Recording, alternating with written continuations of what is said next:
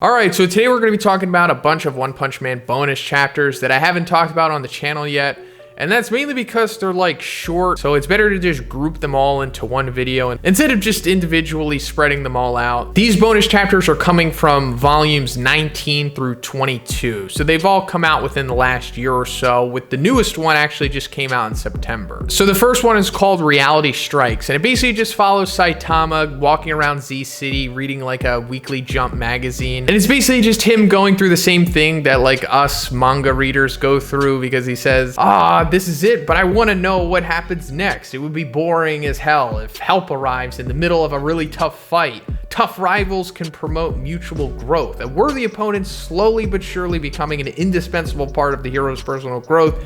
That's what I'd call an exciting plot development. So that line's kind of taking a dig at this series itself and also kind of other series at the same time. So it's tongue-in-cheek, but also kind of self-deprecating in a way. But then he says, the plot unfolds as the hero goes through hellish training and acquires a new killer move. I don't even have a killer move, to be honest. So that's interesting, right? Because he does. Because even the official translation of the Serious Punch labels it Killer Move Serious Series. So it makes me think like, okay, so I guess chronologically this is maybe before he fought Boros, or maybe just before he developed the Killer Move Serious Series Serious Punch, possibly. But there's dialogue that happens later in this chapter that further confuses the timeline of things, and I'll go into that. But then randomly there's like these three monsters that see Saitama walking around, and he's like, oh, I thought nobody was in here. This was an uninhabited zone, you know, referring to the ghost town portion of Z City. But Saitama continues to talk to himself. He's like, aren't killer moves supposed to be reserved for opponents that can't be defeated otherwise? But there are no enemies I can't beat with normal punches. An absurdly strong monster who controls the enemy organization's every move from behind the scenes doesn't exist in real life. In real life, stuff like final bosses also don't exist. So that's also kind of touching on the actual plot of this arc, as you know, with Orochi and Psychos. They are in fact pulling the strings from behind the scenes, and they are the final bosses, I guess. But then the monsters encounter Saitama and they call themselves the Tempest Brothers. And they also say, we are the ones who will replace the cadres. So that's what I was talking about with like the timeline of things. So I guess that means that they're a part of the Monster Association to some degree, especially since they're aware of the cadres. And there's not exactly like an established timeline on when the cadres came to be. I mean, we know that Homeless Emperor kind of joined like a month ago or something like that. But as for the other ones, we don't really know. I mean, maybe Goketsu was the first cadre, or maybe Elder Centipede was. But even then, like, was the Monster Association recruiting like the lower level dudes like this? And this also goes into like, we don't get a disaster level on these guys. They're probably wolves or tigers at most. But then they just keep berating Saitama for being so nonchalant and not caring about them, because Saitama naturally wouldn't care about these guys. And then Saitama's like, you know, monsters in real life are boring. It would be nice if they were more like the monsters in the manga. He's like, a really strong looking enemy monster like this one, for example. And it turns out that it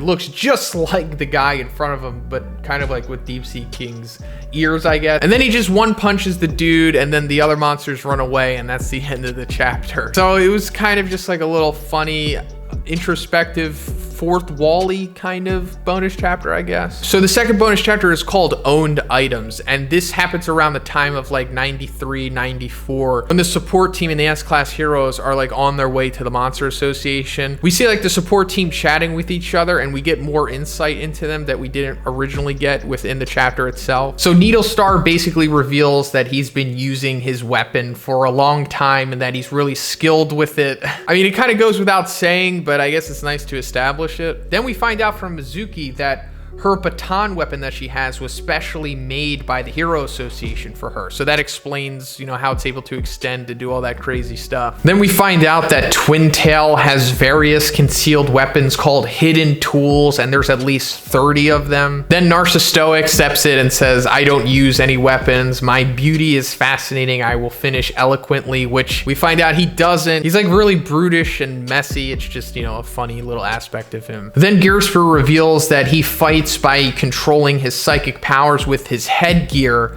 but then he says like, will I be able to use it smoothly today? I feel anxious. That also shows like how it wasn't really working for him initially, but then of course like when it gets damaged, then he goes berserk against Neon later on. Then Gearspur notices Pig God and he's like, oh, he has a backpack, so maybe he has some kind of gear in there. Since he's never seen Pig God fight before, he doesn't really know what he's all about. And then of course the backpack opens and it's full of food as expected, and Pig God's like eating it and whatnot. And then Gearspur says, he's like, surely there's something to it. Maybe it's a ritual before fighting. And he's like, so do you get an increase in your fighting strength after eating? And then Pig God says, I just eat because I'm hungry. And then Gearspur says, so it's not related to fighting at all? That's pretty interesting, because I'm sure I'm not the only person who has asked like, why does Pig God need to eat so much and so consistently? I mean, obviously he's morbidly obese, but I don't think that's necessarily the full reason as to why he needs to eat so much and all the time. But it's funny that he just says he eats because he's hungry, and maybe that is true, but I also think there is definitely a deeper meaning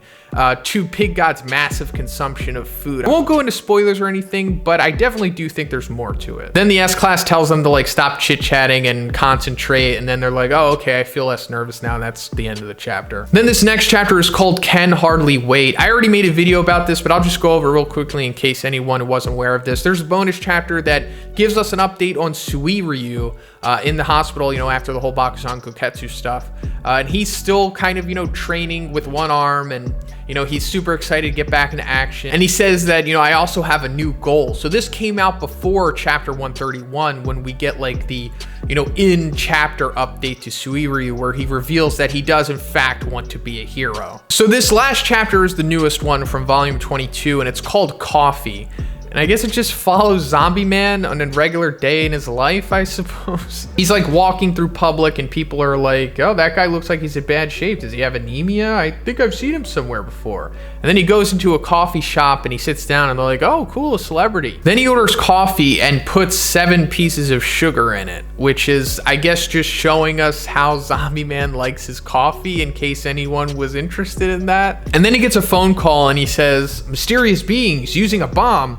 I know, I'm on my way. Don't let anyone approach. No, I don't need any explosion-proof clothing, but bring me a spare set of clothes. Besides, underwear must be boxer briefs. I don't get it. And then the last panel says, so-called desperate struggle must have the consciousness of being naked after the battle. I guess this is supposed to be like a funny chapter and maybe giving us some insight into Zombie Man purely as a person, I guess. I mean, yeah, it makes sense. He smokes cigarettes, drinks coffee. You know, he's like, you know, the noir detective, I guess. But then of course he realizes he's going to be naked after getting into this explosion battle, and he wants boxer briefs, so he's self-conscious, I guess. The translation isn't perfect 100%, but I guess it's enough to get that point across, I suppose. But that's pretty much it for the video. If you liked it, guys, please give it a like. Please subscribe. I'm trying to reach 100K by the end of the year. Also have a Patreon, Twitch, streaming on there all the time. Check that out. Have a great day. See you in the next one.